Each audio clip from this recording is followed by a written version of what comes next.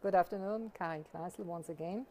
Let us start with what's happening to many professions nowadays. One is the deindustrialization that we are watching in many areas, thanks to new forms of digitalization of software running industrial production by itself.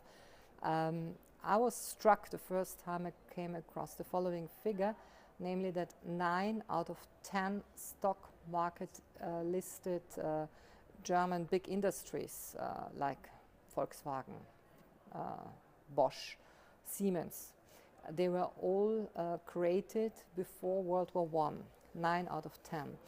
So it gives us a little bit of a feeling to which extent we had a tremendous progress in innovation in the late 1880s, 1890s, just until World War I, and the lack of innovation that we definitely have in traditional European, once upon a time, industrial countries, states, such as the UK, such as France, such as Germany, where the industrial production has definitely declined tremendously for various reasons over the last 30 years.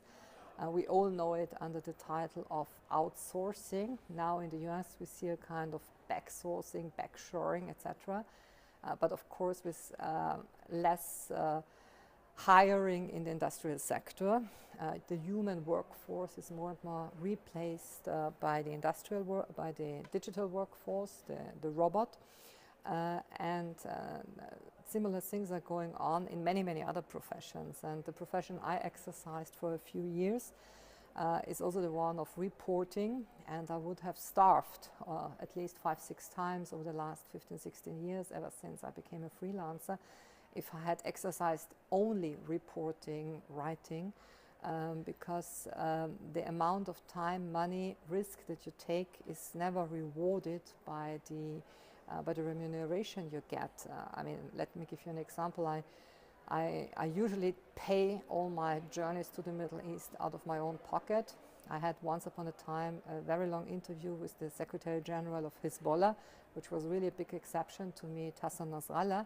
I got 300 euros from an Austrian paper. So for like two weeks of work, the hassle that you take, and people always ask me, oh, but it's a big personal risk that you take. I tell them it's not the personal risk. The personal risk I don't bother about, because otherwise I would have to work, I don't know, on flowers in Switzerland, but it's the financial risk that you take. And in the early years of the occupation of Iraq, a huge number of mostly female journalists were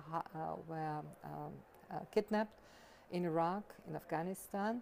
Why were there so many female journalists? Because that was for them the only way to survive as a journalist. If they had reported just from Lebanon or just from Egypt, they would never have gotten the popularity, the attraction from an editor's office to work for them. And this has all gone down because you will find fewer and fewer journalists who take that kind of risk. Many countries like the US and UK, they would never pay a ransom for an abducted journalist. The Italians do, the French do, but not the Anglo-Saxon world. And what we see is there is no journalism at all coming out from hotspots in the Middle East, be it the Caliphate of the Islamic State, be it dangerous places in Syria. It's all about communication. And communication which was developed in the aftermath of the experience of the war in Vietnam, namely never ever let journalists get close to the front line, better create a department of communication to explain to people what's going on, which was actually developed by the US Army and then copied by various companies. So journalism was replaced by communication. And today, who is the best master, I would say, in communication? It's definitely the media and communication department of the Islamic State. They have recruited people from universities like the MIT in Boston, the Massachusetts Institute of Technology, and they know their task of communication very well. And that's a very dangerous situation, because we are all stuck in this propaganda world of communication.